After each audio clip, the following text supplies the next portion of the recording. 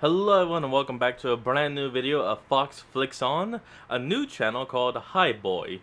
Now I'll be honest, I've watched a few things of this guy's content, and he is hilarious. Yes, he may already have over 2 million subscribers, but still, I want to check out his stuff with all of y'all, because it is funny as hell. So let's hop in, pardon me, into his video of explaining The Incredibles. Let's go. Welcome to the Incredibles. We open up with superhero interviews and a car chase with guns that do no real damage. A chase that Mr. Incredible wants to stop, but first he must help this old lady get her cat out of a tree by ripping the tree out of the ground and shaking the cat out of it. Overkill much? Don't you have super strength, therefore in turn super jumps to jump up to the cat and take it out of the tree without doing all this shit? Also, no way a tree that big has a root system that shallow. Maybe it does. I'm not a treeologist, whatever. Cat gets saved and he stops the rubber. Actually, no, that is a question. With super strength, can you do super jumps? Huh. Maybe. With the tree, and in the real world they'd be dead. Also, the tree would be really dangerous putting it back in there like that without replanting it. But again, yeah, not a treeologist. I don't know. Dude gets in his 1980s self-driving rocket Tesla, ejects his biggest fan who just showed up in his car because he wants to help him and be his sidekick, although he is not super and kind of useless and annoying. And he goes over to stop another crime with Thickness herself, Elastigirl, and catches a suicidal man midair jumping from one building into another, where yet another crime is taking place. Fucking hell, this city has more crime than Gotham. The crime taking place is one by a certain Bon Voyage robbing a bank, and he attempts to foil his plans only for incredibly retarded boy to come on his rocket boots and foil his plans of foiling Bon Voyage's plans because he really wants. Hold on. French bomber. Isn't that like an actual type of plane? Huh. I swear that sounds real.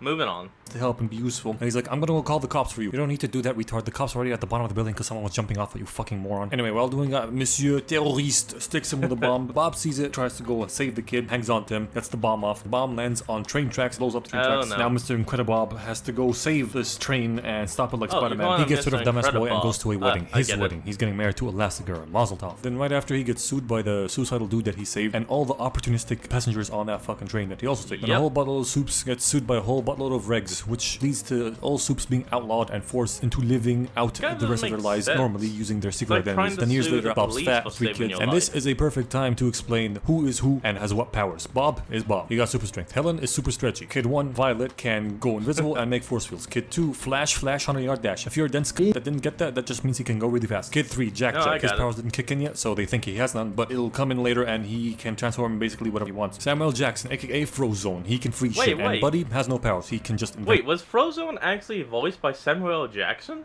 If it was, that was kind of cool. Well, huh.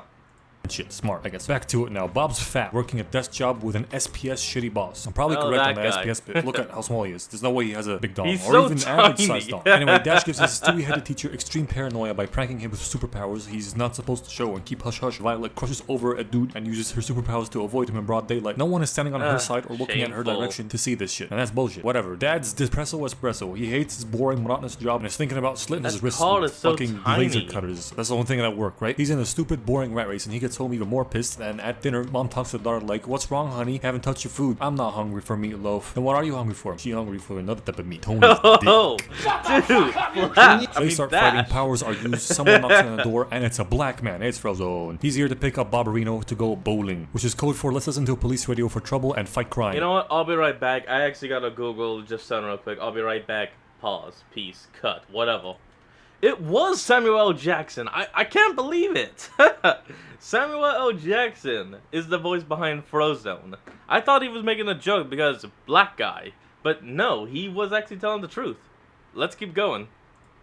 Which we're not supposed to do. They obviously do that and save a bunch of people from a fire, and at least one of these people is now at the minimum crippled because they busted through a wall with them on their backs and accidentally ended up in a jewelry store. A cop comes in, Frozone freezes him, and they get away. Being frozen like that, A, he should be dead, and B, if he's not dead, his eyes should not be able to move like that because they are also frozen. Bob gets home to Helen and she finds out that he's been fighting crime. She does not approve of that, and they have a small fight. Skip, boring. Bob almost dislocates his boss's head because his boss is giving him shit about doing his job properly. Then throws him through multiple walls because he finally had enough of his crap, and somehow this only results in injury. There are so many deaths in this movie that aren't deaths, and it's pissing me the fuck off, but it's a kid's movie, whatever. Asian kid. Oh, come on, no, not this. We're back. Let's go. Kate comes over the government who responsible for covering up this crew's shit. Like, I paid for everyone to keep the traps shut, but I can't afford to relocate you again. That's a lie. I know how big your defense budget is. Thanks for understanding. Bye. Bob's obviously let go from his job now and goes home, finds in his briefcase an early version of an iPad that scans him with a woman saying that she knows who he is and she could use the help of a superhero. Gives him this mission to do in return for big cash prize. He jots down all the details. The message self-destructs, which shuts off the sprinklers in his house. I'm curious to know how he bullshitted his way out of setting off the sprinklers. Actually, you know what? I also want to know, why is those sprinklers in the house? I mean, okay, you know what? Maybe that was actually a part of like the super relocation program, because file-based super. So you know that's probably what it is. Because if you think about it, there would almost be no reason for a house to have sprinklers other than a file-based superhero. Sprinklers to his wife. That's not important though. He decides to call the woman from the iPad and do the mission behind his wife's back, telling her that he's going on a business trip for work. Gets on a spy plane with a bitch. She briefs him on his mission, which is to kill this big ass testicle with arms that her secret whatever organization built. Who were foolish enough to give it AI, so it became self-aware and went rogue. And his job is to kill it really fast because it learns his attacks and shit. So be efficient and not to do too much damage to it because it costs them a lot to build and they want it back. So they shove his fat ass in a magic 8 ball and drop him on the island where the big testicle is. Runs around a bit and finds this big bowling ball with arms. He fights it a bit. They drop down on the ground to some lava. He throws it in the lava. It sinks into the lava. Shouldn't sink into the lava. At least not that fast. Shit doesn't sink that fast into lava. Actually, it probably depends on its density, I guess. Moving on. It survives the lava and hops out, gets hold of him and stretches him out. Only ends up fixing his back, so he rips his head off and jumps into its body, forcing it to do some friendly fire on itself and rip its own heart out. He walks away. Snowball and her boss are watching like, impressive. Nice. We need to bring him back. And also have dinner with him. So she invites him to dinner. He shows up and she walks through a lava curtain to meet him. That shit is so impractical, fucked up, hard to achieve. It's just actual lava. How are they not dying from this? Okay, Mr. Incredible is incredible, but like, how is she surviving this? Not a single bead of sweat is running down her fucking face, man. How even is this possible? Is the whole place just a giant freezer to allow for this one fucking gimmick in this stupid ass room? Whatever. They eat food, talk about her boss. Her boss wants to keep his anonymity. He goes home in a better mood, starts losing weight, boosted testosterone, new car, spends more time with kids, has sex with Elastigirl. Think of the Elastigirl. Multiple times. My dude. The possibilities. No. That's enough. I don't wish to be horny anymore. I wish to be happy. November's almost over. One must stay strong. My guy gets another mission, but first he goes to his old suit maker to fix his suit because it got a tear in the fight. And Edna decides to go above and beyond for him and make him a completely new suit, as well as fixing this one. But no capes, because they lead to disasters. And after that, his wife finds slot fur on his old suit and hears him talk to a female on the phone. She's like, who that hoe? That's a business meeting. Gotta go. He goes over to the island again and they treat him like a VIP. Nice food, nice place, nice whatever, until he gets attacked by another bigger, badder testicle with arms. Turns out that the boss of Snowball is Buddy, or Bob's. Hey, actually, fun fact, just real quick before we continue on. When he's actually sitting in that meeting room, if you look on the table, you can see a very light S being reflected on it through light. And who has S? Syndrome. Biggest fan who turned evil because Bob turned away his help as a kid, turned into evil Tony Stark, sold weapons to governments and shit, but kept the best shit for himself, including this point at you, freeze you gun in his glove, which he uses to toy around with Bob until he throws him away and loses him for a quick second because he's too cocky. Bob jumps off a waterfall and hides in a cave, so Buddy sends a bomb down there to kill him, then sends the world's shittiest recon drone to find out if he's dead or not. The drone gets down there like, yes, look, oh, yeah, seems clear to me, and reports back that Bob is dead, but no, he was hiding behind a dead body. He was hiding behind a skeleton.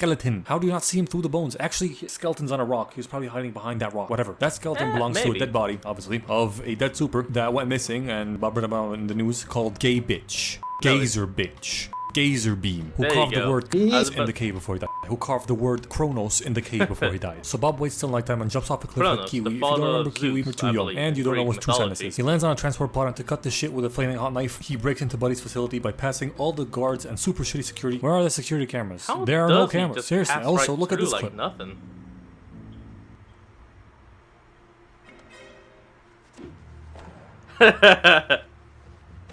Oh. That guy definitely would need some medical attention after that fall. That was like maybe a 30-foot drop. Okay, good aim, Bob. These three are occupied. But what about the first guy there is directly on top of the door that you want to enter through? How did he not see you get in? It's some bullshit, man. I don't dig it out. Tell you about it. Anyway, I digress. He gets to the lava curtain room and attempts to breach it with the only acceptable emoji on Reddit, only to have it open before he breaches it with Snowball coming out preoccupied by looking at her iPad. He puts Dum Dum One Gum Gum down and rushes through the curtains behind her after she leaves, barely makes it through, sees his big ass computer and he hacks it. Say hack, but he saw needed a password and guessed it was Kronos because Gay Bitch wrote it on the fucking cave. And he finds out that Buddy has been luring superheroes for years years, testing big ass super killer machines on them, picking them off one by one till he got to the biggest one to pick him off and then do an evil plan. Then when he tries to leave, his suit activates a homing beacon which sets off all these sticky ball guns and lights up the room to shoot at him and incapacitate him with all the sticky nutsacks stuck to his body, stopping him from moving. Motherfucker got all the way in there, and the fucking homing beacon blinking is the shit that got him caught. Maybe it was the homing beacon's special waves that it sent through the air that triggered some sort of sensor that got him caught. But that's besides the point. He should not have gotten this fucking far. Whatever. Homing signal was activated by Helen because she saw his old suit had a repaired tear in it. So she contacted Edna and went over there and found out he back doing hero shit. And Edna made the whole family suits to fit all their special powers and included GPS trackers in each and every one of them. And when she activated Bob's, that's when he got fooked. Now she wants to go get him after a quick and fabulous pep talk by Edna. She goes home, talks to her children like, kids, stay at home. Oh, wait, hold on. How are you just gonna skip over the scene, of Edna being up on the table like, you are Elastigirl? My God, pull yourself together, woman! How are you just gonna skip over the scene of tiny Edna slapping the shit out of Helen? How are you just gonna skip over that? That scene is hilarious. You don't skip it. Take care of each other, but they find out about the suits because they have extremely silent opening doors. I'm pretty sure in this shot she closed it and it's opening the next. She then borrows a jet from Troll Face Guy, flies over to Buddy's island and requests permission to land, but no answer, so she gets kind of, what's going on in here? She's like, so better safe than sorry. She turns on autopilot, goes to put on her suit, and I'm not too sure that's how you turn on autopilot, but I am not a pilot, so fuck it, whatever. She then finds out that her kids snuck onto the plane with her and called a babysitter for Jack Check, but then missiles get launched at them. So she gets back into control of the plane and tries to shake them as best she can, while Vi tries to put a force field around the plane as best she can, but all fails, so she flexi. Oop. Alright, let's continue. She wraps herself around her children while the missiles hit the plane explodes and goes into pieces. They fall into the ocean but survive. Notice the missiles left a trail over to the island, so they make their way over there by having Helen morph into a boat while Flash rides her ass and motorboats his mom all the way over there. There is absolutely nothing wrong with the sentence I just said. It is completely factual. So while that was happening, Buddy had Bob trapped in an electrical thingamajig. Like, who did you call? I didn't call anybody. I know what he's talking about. So he plays his wife's voice asking for permission to land and that there are children on board while he launches missiles at her. Bob listens to his family die, or so he thinks, and gets really mad, then somehow gets a hold of Snowball and threatens to crush her to death if he doesn't let him go. And Buddy goes, fucking do it. I dare you. I double dare you. I double dog dare you. Do it. But he can't because he's not that type of guy, you feel me? Helen and the kids, meanwhile, have arrived at the island and she tells them to chill in this cave for a bit while she goes to save their dad and to put these masks on to protect their identity because it's the most important thing they fucking have. Shut the fuck up, bitch. Those masks ain't protecting shit. All these things do is give you a really weird tan line when you take them off, making you incredibly sus when you do take them off, completely defeating their purpose. So seriously, shut up. That cave that she left them in soon has to be evacuated because Doofus here is launching his big rocket with a big testicle in it over to their hometown to it's not a giant testicle, it's not wrinkly. Exhausted through this cave. In the meantime, Helen broke into his facility and saw the rocket, checked herself out in the mirror. Nice.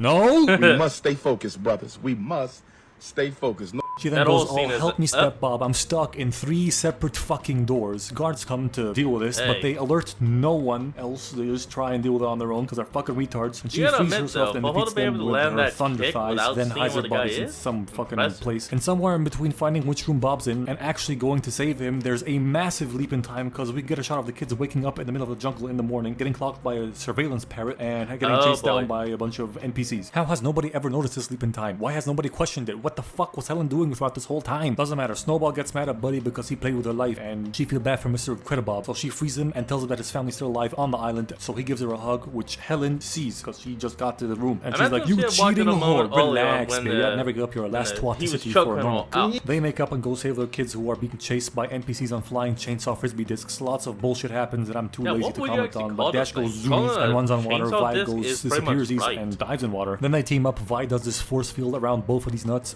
around both of these kids, and Dash hamster balls them away until they bump into their parents and fight some guards off as a unit together, a big family, yay. Till Buddy shows up and freezes them, takes them back to his facility and puts them in this electricity zippity shackle shit, explains to them his evil plans where he's gonna send his big ass ball over there to terrorize the people and destroy the town. Then he comes over there with fucking cheat codes and defeats it, yay, there's a new superhero. You know what, never mind, the military and then when he gets bored, he'll just sell his inventions to all the people so everybody's super, and then no one is super. So he goes off to do this plan of his because the ball's already there, all he has to do is fly over to the city and save it. Without even attempting to kill them first or even inspecting the kid's powers to see if they can escape his contraption, because he's a dumb gym jerk. And And Violet what do you does. know? Vi force fuels out of the fucking thing and frees herself and the family. They attempt to escape to go back to their city and save it, while the staff are celebrating being evil, and only Snowball sees them running into fucking security cameras. So there are security cameras. Then how the wholesale Chickendale ponytail fuck? Nah, fuck it. I don't want to. I'm done. I'm moving on. They Nice find rhyming. Evangeline with the help of Snowball. They get into another rocket and she launches them over to the city where Buddy is at playing pretend, defeating his own robot with the remote control he has on his arm that controls it. But don't forget, Dipshit gave it AI, so it learned that this Yeah, remote it's control controls it growing. and removed it off of him and launched him Well, into not a fucking growing, building. but He gets getting knocked out. smaller. The Incredibitches get there with the other rocket, and I can't help but think that they could have found a different way to ride this rocket without stretching the shit out of this bitch like that for who knows how long. But they do get mean, there. who The knows? van lands, survives all of this, the landing and this shitty ass parking. They start fighting the tumor with And there legs. it It goes. tries to teabag the kids to death, but Dad to the rescue. Frozone then shows up to help after he found his It's also super cool how he suit. goes, They Atlas. find Buddy's remote and fuck with it a bit. Try to keep it away from the ball. Lots of shit happens in between that. Then Bob ends up with one of its claws and Oh, the yeah. rest with the remote pressing random buttons to see how what works and shit like that. And Frozone slowing down the behemoth. And Then he Bob gets remembers the- because he fought that old one. gets That the the only thing that's spin. strong enough to take it out Becomes is like a itself. And the drill. claw he's holding is like rocket launcher. Because of all the random button pressing, they accidentally turn it on. And they accidentally turn it off again. He's like, no, press it again. She's like, wait till it gets closer. We only get one shot. How the fuck Wait a did you minute. know that No, he that was the means to second shoot claw its that was own popped claw at off. it, you dumb bitch? You weren't even looking when you had it Wasn't there? activated. Whatever, they shoot the claw at it. It takes Never its own mind. power source out and they win. After that, Asian K's there like, people Boom. like you again. That's cool. Mom calls babysitter. That's freaking out because Jack is getting his powers and she doesn't understand what's happening. And then she says at the very end that she thanks the mom for calling in another babysitter. They're like, we didn't Yep, call nobody. nope. And they rush into their house to find Buddy Only there. He freezes them with the baby in Syndrome hand. He's to like, appeal. I'm gonna take this baby now. Bye bye. Shoots a hole through the roof and starts flying off this jet. Baby doesn't like that. It has shit to say about that. It goes with metal, fire, goblin mode on his ass. He drops it. Mom was Goblin squashed up mode, by the Dad to funniest. grab the baby and she parachutes down. Then Bob chucks his car at his jet, which destroys it and gets him sucked into his own jets via I'm cape. surprised he didn't make some kind of joke when he threw it back.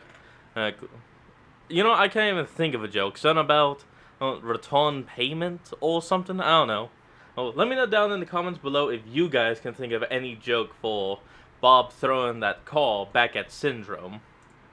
He Let dies. me know. Dash gets to kind of compete in sports now. Vi scores some Tony Cock, Happy Days, and they suit up in the Dude. opens. Yeah, say goodbye to your secret identities, retards, to go defeat Driller from Deep Cock Galactic Acid, riding Dude. up on Greta. That's right, I call her Greta. What are you gonna do about it, bitch? Nothing, because you can't. This movie Actually, gets that's a nice 5 name for a Aquarcus drill. out of 29 Ebola caps. Well, I gotta say, that was kind of crazy as hell, but this guy is always funny and hilarious. He may have skipped...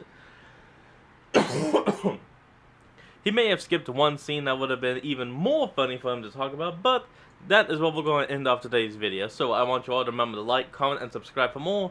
Down in the description will be a link to the original video, so remember to support the original creator and all he does. And I'll see all of you folks next time when we flick on. Peace out.